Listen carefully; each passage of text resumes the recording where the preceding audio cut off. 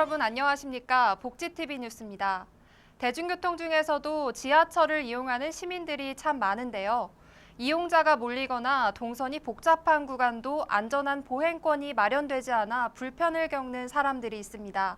이명아 기자가 현장에 다녀왔습니다. 지난 2016년 국토교통부에서 대중교통 이용 횟수를 조사한 결과 서울에서만 지하철이 74.4%의 이용률을 보였습니다. 이처럼 지하철은 수많은 시민들의 발이 되어주고 있지만 지하철 역사에 설치된 점자 블록은 시각장애인이 이용하기에 다소 문제가 있습니다. 지금 보시는 것 같이 왼쪽으로는 6번 출구로 이어지는 선형 블록이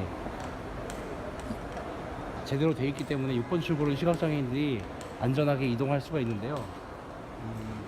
이렇게 뒤쪽으로 보시는 1번 출구로 나가는 에스컬레이터 쪽으로 이어지는 선형 블록이 연결되어 있지 않아서 시각장애인들이 1번 출구를 찾고 나가는 데 있어서 어려움을 많이 겪고 있습니다. 특히 이제 시각장애인들에 대해서 잘못된 해석들이 그렇게 에스컬레이터를 못 탈 것이다, 또 시각장애인들은 계단으로 못 다닐 것이다, 이런 식으로 어떤 해석상의 그 비장애인의 시각에서 보는 어떤 좀 해석이 시각장애에 대한 잘못된 인식으로 인해 비장애인의 이동 동선과 달리 점자 블록 유도 동선이 한정돼 있어 시각장애인의 보행권이 제대로 지켜지지 않고 있는 상황입니다. 이처럼 점자 블록이 제대로 설치되지 않은 것은 교통약자의 이동편의 증진법에 점자 블록 설치에 대한 내용이 상세하게 나와 있지 않기 때문입니다. 사실상 교통약자의 이동편의 증진법에는 에스컬레이터 앞까지 선형 블록이 유도되어야 한다는 조항은 없습니다. 장애인 차별 금지 및 권리 구제 등에 관한 법률에 의거해서 시각장애인들이 에스컬레이터 사용을 정당하게 할 수 있는 근거에 따라서 저희가 요구하게 된 것입니다. 당사자의 입장을 고려한 제대로 된 점검과 확대 설치가 필요한 점자 블록. 시각장애인의 안전한 보행에 대한 관심이 필요한 시점입니다. 복지TV 뉴스 이명호입니다. 평창 패럴림픽이 이제 200일 앞으로 다가왔습니다. 선수들은 뜨거운 여름을 이겨내며 훈련을 계속하고 있는데요. 정두리 기자가 휠체어 컬링 대표팀을 만나고 왔습니다. 200여일 앞으로 다가온 2018 평창 동계 패럴림픽. 국내외에서 훈련에 집중하고 있는 국가대표 선수들 속 휠체어 컬링 선수들도 빙판 위에서 뜨거운 여름을 보내고 있습니다. 지난 6월 최종 선발 명단을 확정하고 지난달 미국 보스턴 대회에서 우승을 거두고 돌아와 이천훈련원에서 훈련을 시작한 대표팀. 우리가 이제 미국 전지훈련 갔다가 2주 만에 지금 우리가 국내 훈련 처음 시작이거든요. 설레고 기대가 됩니다. 탄탄한 기술과 날카로운 전략을 다져가고 있는 선수들은 평창의 메달 목표에 다가서고 있습니다. 책임의식이 더 커졌다고나 해야 될까요? 이제 또 다른 이제 그런 목표가 또 생겼어요. 이제 지금은 선발되자 했는데 이제 선발되고 나니까 이제 내가 뭘 위해서 했었지 거기까지 가자, 이제 이루자, 이제 최고의 메달까지 바라고 싶은데 지금 시점에서는 한순간도 놓칠 수 없는 그런 정신력으로 굉장히 최선을 다해서 습득하려고 노력하고 있습니다. 특히 2010 밴쿠버 동계 패럴림픽에서 깜짝 은메달을 선물했던 휠체어 컬링의 기록에서 더 나아가기 위해 훈련과 국제대회 출전을 반복하며 차근차근 평창을 준비 중입니다. 패럴림픽 남겨두고 이제 첫 번째 전지훈련을 갔다 와서 지금 전지훈련에서 나타난 문제점들을 보완할 수 있는 지금 훈련을 이번 8월에 계획 중이고요. 아직까지 여름 시즌이라고 생각하고 있어가지고 9월까지는 체력 훈련을 좀 중점적으로 진행할 계획이고 그 다음에 9월부터는 계속 실전 연습을 계획하고 있고 전지훈련도 그렇게 잡혀 있습니다. 200여일 앞으로 다가온 평창의 꿈, 그리고 모든 순간의 기회를 자신의 것으로 만들기 위한 선수들의 노력이 계속되고 있습니다. 8핸드가 있는데 한 핸드가 지고 있으면 7번의 기회가 있기 때문에 그런 묘미가 있습니다. 이번 대회 목표는 저희들 팀이 결승전에 올라가는 게 목표고요.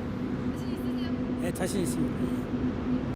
한편 8월 21일 오전 9시 30분 평창을 준비하는 휠체어 컬링 국가대표 선수들의 모습이 복지TV 휴먼 다큐 희망인을 통해 방송됩니다. 복지TV 뉴스 정돌입니다. 2018 평창 동계올림픽 성공을 기원하는 아이스쇼 8월의 아이스 페스타가 고양 어울림누리 아이스링크장에서 열렸는데요. 이번 행사를 위해 국내 간판 피겨 선수들이 한자리에 모였습니다. 자세한 소식 박정인 기자가 전합니다. 다채로운 그래픽 영상과 경쾌한 음악에 맞춰 화려한 쇼가 펼쳐집니다. 한국 최초 아시안게임 피겨 종목 금메달리스트 최다빈 선수의 셀카 퍼포먼스를 비롯해 차세대 피겨 유망주 유명의 K-팝 음악에 맞춘 연기, 남자 싱글 김진서의 박력 있는 무대까지 피겨 국가대표 9개 팀이 음반 위에서 마음껏 끼를 발산했습니다. 이번 아이스쇼는 6개월 앞으로 다가온 평창 동계올림픽 성공을 위해 경기, 서울, 강원도가 공동으로 준비한 것입니다. 강원도가 열심히 준비하고 대한민국이 열심히 준비했습니다. 평창의 성공은 강원도와 서울시와 경기도의 성공이고 대한민국의 성공이고 인류에게 희망입니다. 여러분 모두 그 성공을 위해서 하나가 됩시다. 김연아 평창 동계올림픽 홍보대사도 참석해 후배들을 응원했습니다. 남은 기간 동안 많은 분들이 평창 동계올림픽에 관심 가져주시고 또 선수들 많이 응원해 주셨으면 좋겠습니다. 2,300여 명의 관객이 참여해 시원한 여름밤을 함께했습니다.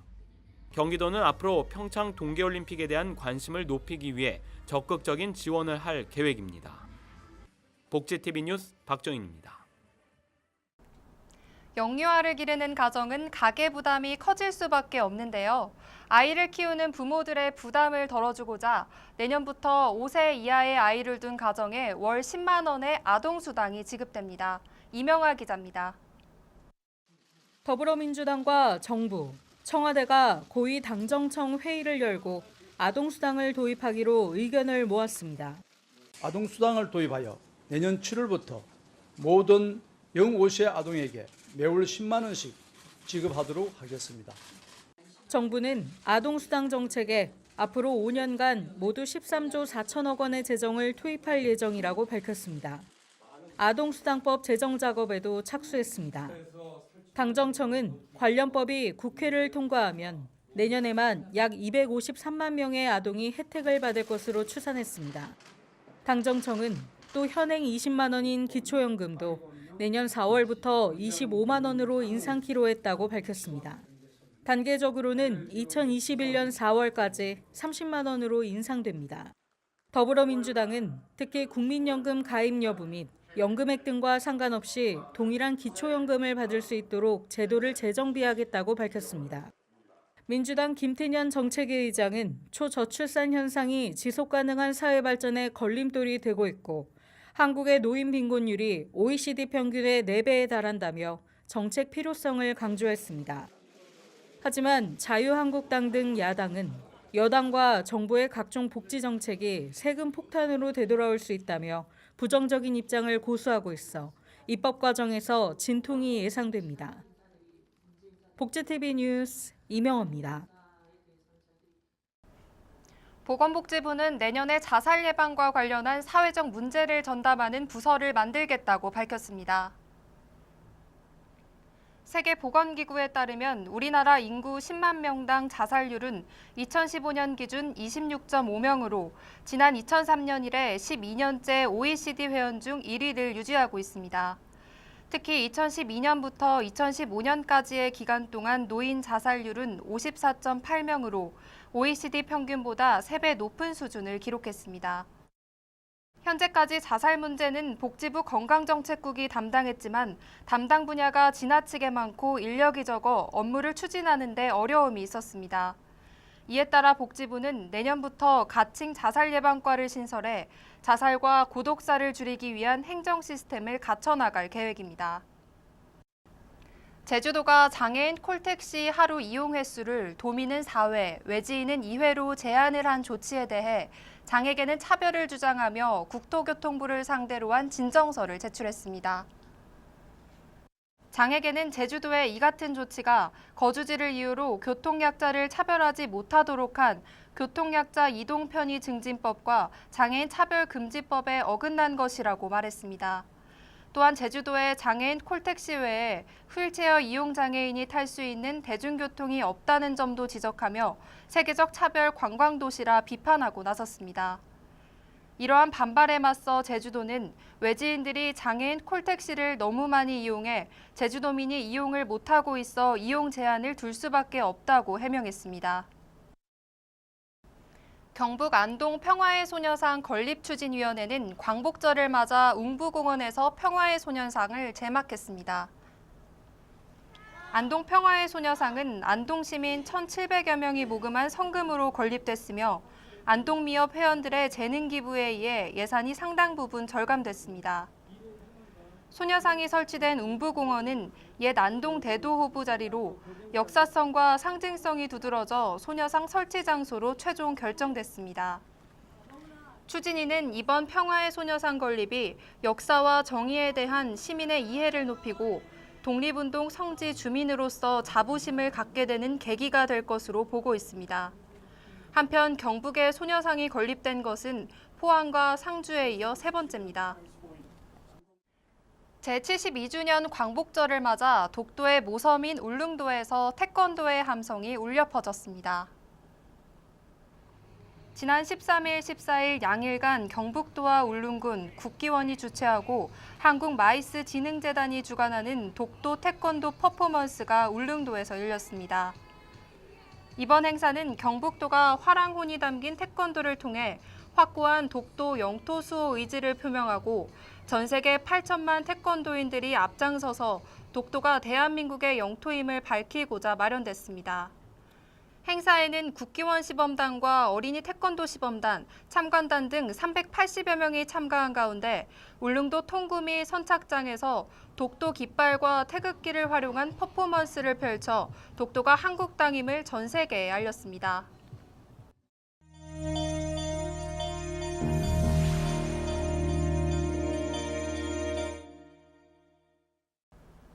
계속해서 간추린 소식 전해드립니다. 한국건강가정진흥원은 전국 다문화 가족지원센터 217개소를 대상으로 우수사업 및 수기 공모전을 실시합니다. 사업 부문에서는 올해 운영 중인 다문화 가족지원센터 프로그램 사례를 모집하며 수기 부문에는 센터 이용자와 활동가가 응모할 수 있습니다. 입상단체와 개인에게는 상장과 상금이 수여되며 시상식은 2017 전국 다문화 가족 네트워크 대회에서 치러질 예정입니다. 지적발달장애인 복지협회는 경북 경산 한국복지사이버대 회의실에서 한국복지사이버대와 전문 인력 양성에 관한 업무 협약을 체결했습니다. 이번 업무 협약으로 한국지적발달장애인 복지협회 임직원과 가족 15,000여 명의 회원은 한국복지사이버대학 입학 시 수업료의 50%를 감면받을 수 있으며 평생교육 프로그램도 수강할 수 있습니다. 한편 한국복지사이버대는 2년제 사이버대학으로 복지경영학과 등 3개 계열의 9개 학과를 운영하고 있습니다. 경북발달장애인 지원센터는 센터 회의실에서 경북장애우 권익문제연구소와 발달장애인의 권익옹호와 서비스 지원 향상을 위한 업무 협약을 체결했습니다. 협약을 체결한 양 기관은 앞으로 발달장애인 사건과 신상에 관한 정보를 공유하고 발달장애인과 관련된 범죄 발생 시 현장조사 요청, 공공후견 지원 활동 등에 적극 협력하게 됩니다. 이 밖의 소식은 장애인신문과 웰페어뉴스 홈페이지를 통해 확인하실 수 있습니다. 이어서 이번 주 장애인신문 브리핑입니다. 한 주간의 복지계 소식을 장애인신문과 함께 다시 짚어봅니다. 장애인신문 1204호에서는 최근 정부가 발표한 기초생활보장 종합계획에 대한 시민사회단체들의 반응을 가장 먼저 전했습니다. 보건복지부는 지난 10일 제1차 기초생활보장 3개년 종합계획을 발표했습니다. 여기에는 장애인, 노인 가구에 대한 부양의무자 기준 단계적 폐지와 향후 주거급여에 대한 해당 기준 폐지 등 계획이 포함됐습니다. 하지만 시민사회단체는 여전히 일부에서만의 폐지는 완화일 뿐이라는 지적을 보내며 완전 폐지를 촉구하고 있습니다. 다음 기사는 시각장애 고객이 은행 대출과 관련해 자필 서명으로 신청이 불가능하고 후견인을 데려오라며 신청을 거부당해 소송을 제기했다는 내용입니다. 지난달 경기도 안양의 한 은행 지점에서 발생한 사건에 대해 장에게는 시각장애인을 의사 무능력자로 판단해 금융거래를 제한한 것은 차별행위라며 소송을 제기했습니다. 이와 관련해 사건을 맡은 변호사는 정당한 사유 없이 장애인을 제한, 분리, 배제, 거부한 명백한 차별이라고 지적하고 있습니다. 다음 기사는 지난 5월 대통령 선거 투표 과정에서 부당한 대우로 발길을 돌렸던 뇌병변 장애인이 헌법 소원 심판 청구를 냈다는 내용입니다. 당시 정모 씨는 선거 당일 투표소를 찾았고 기표 도움을 받기 위해 활동보조인과 함께 기표대에 들어가려 했지만 투표 사무원이 활동보조인 한 명만 동반해서는 투표할 수 없다며 제지했습니다. 이와 관련해 장에게는 가족 외의 사람이 투표에 동반할 경우 투표 참관인이 참관하도록 한 공직선거법과 선관위 업무 지침 및 비밀 선거를 막는 참정권 침해라고 문제를 제기했습니다. 마지막은 장애인 체육 1호 귀하 선수로 2018 평창 동계 패럴림픽을 꿈꾸고 있는 원유민 선수에 대한 기사입니다. 캐나다에서 휠체어 농구 국가대표로도 활동했던 원유민 선수는 평창을 앞두고 올해 초 한국으로 왔고 지난달 귀하 신청이 받아들여졌습니다. 노르딕 스키 종목에 도전하는 원유민 선수는 오는 12월 국제대회에서 포인트를 획득해 평창 출전권을 확보한다는 계획으로 훈련에 매진하고 있습니다. 더 자세한 뉴스는 장애인신문과 웰페어뉴스 홈페이지를 통해 확인할 수 있습니다.